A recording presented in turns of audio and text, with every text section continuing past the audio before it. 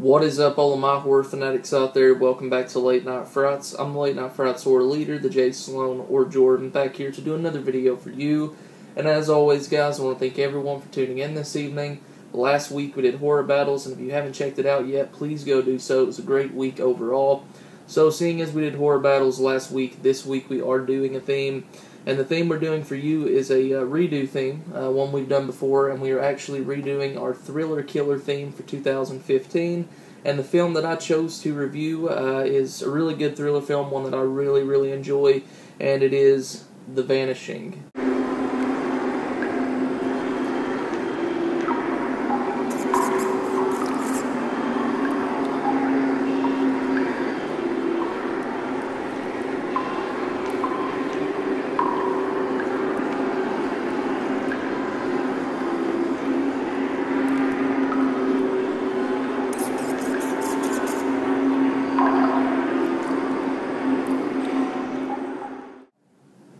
Okay, so you guys know how we do things here on Late Night Frights. I'm going to review the plot and try to give as few spoilers as possible to help explain the plot.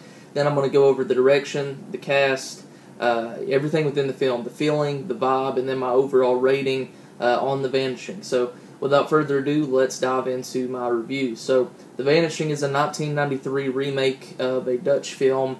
It's directed by George Sluizer. I'm not sure if I pronounced that right. If not, I apologize for that.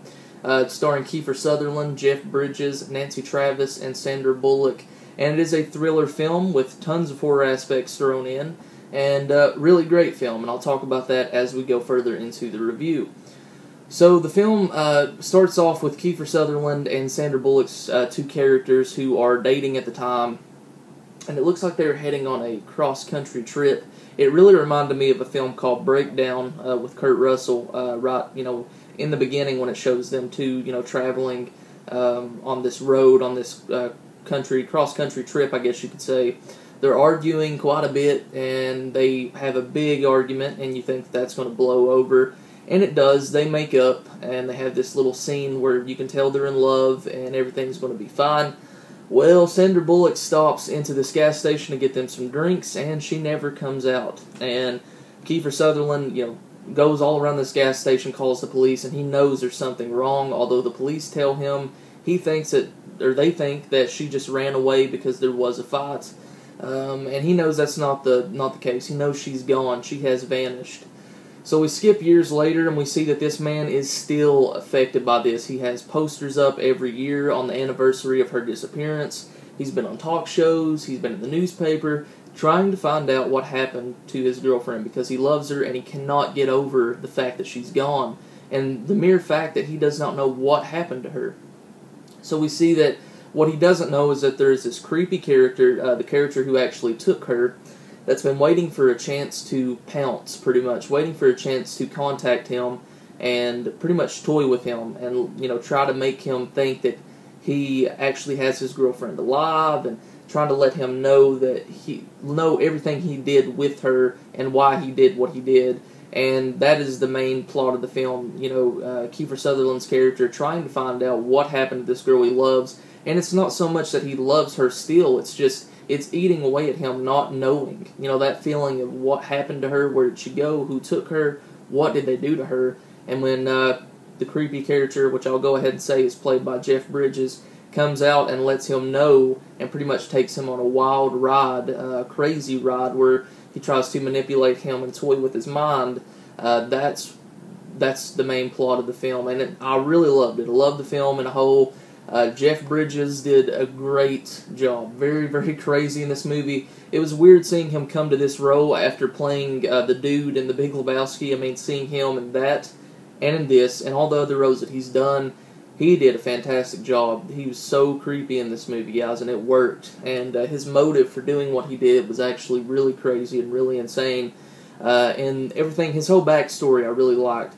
Then you have Kiefer Sutherland, who just looks broken throughout the entire movie. I mean, he's with a new woman, and he loves this woman, and he can't get over the fact that Sandra Bullock's character is gone. He just can't let it go. He has to find out why and what happened to her. I mean, he still keeps her clothes around, and it's really aggravating this new woman which is played by Nancy Travis, and she did a really good job as well.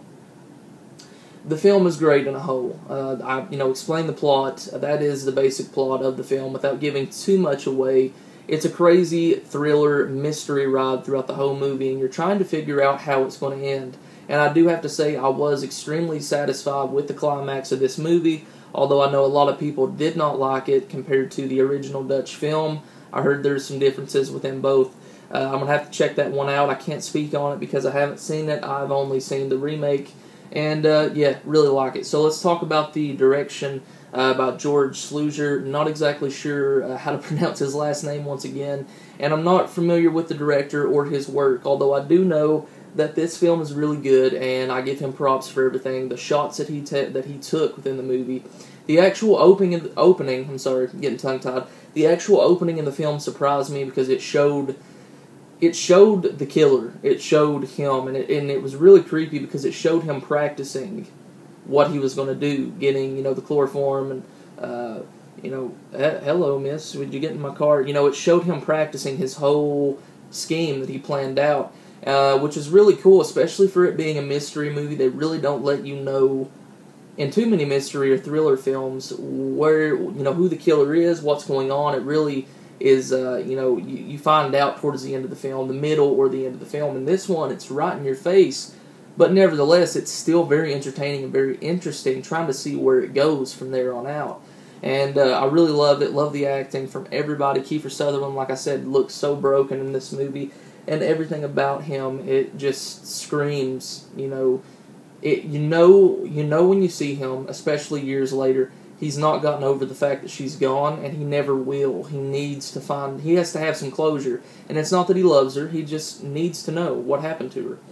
Nancy Travis did a great job trying to be that understanding girlfriend who will help him through his past problems, and really cool at the end of the film. All the supporting characters. Sandra Bullock really wasn't a main part in the film, although she had some scenes and a few lines. She did a good job. The vibe of the movie, love the shots, love the vibe. It's really creepy, some shots, and Jeff Bridges, extremely creepy in this one. Loved his acting. And everything about the movie, guys, I really enjoyed. So if I had to rate it out of 5, I'm going to go 4.8 out of 5.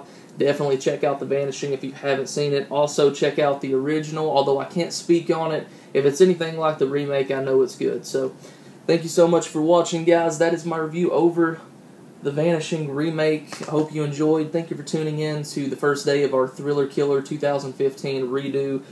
Stay tuned, guys. Tomorrow, Chris Brock will be talking about a thriller film of his choice, and that will continue throughout out the week with all of our members. I'm the Jay Sloan. You just watch Late Night Frights. Comment and subscribe, and as always, guys, keep it horror.